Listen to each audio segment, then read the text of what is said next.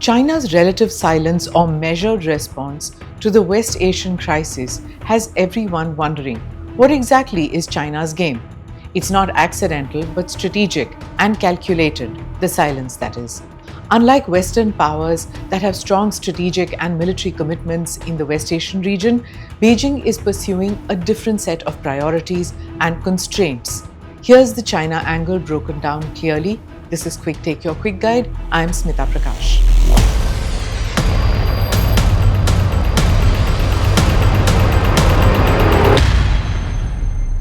Beijing has condemned the violence, called for restraint, and has asked for dialogue. But it's not taken sides militarily. Why? First, power projection. The United States has more than 800 military bases worldwide. China has just one acknowledged overseas military base in Djibouti, in the Horn of Africa.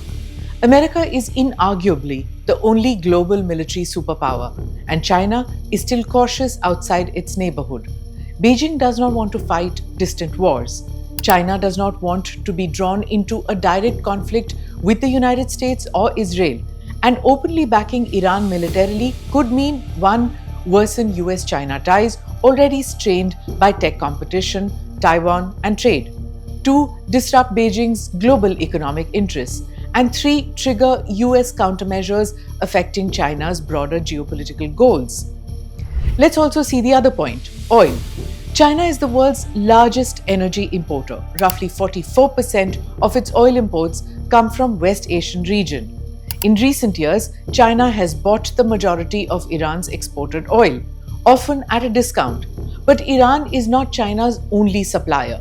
Russia and Saudi Arabia are bigger sources overall. If the Strait of Hormuz is disrupted, China suffers. So Beijing wants stability, not escalation. There's also the cost of war. Modern warfare is expensive. Anti-drone and anti-defense missiles can cost more than 10 times the drones they shoot down. You fire $1 million interceptor to stop a drone worth a fraction of that. Israel learned that in the 12-day war last year.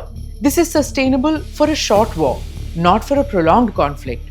See what happened in Venezuela. China invested heavily there. The country collapsed into crisis. The USA captured Maduro and now runs the country. Beijing did not intervene militarily. The US engages in wars and power play. China plays a different game. It controls large parts of the global supply chain, from rare earths to electronics to industrial components.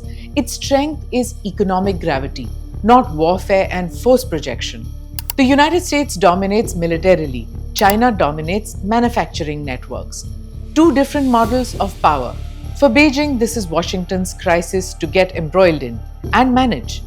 China and even Russia are outside the circle, watching and not overtly visible.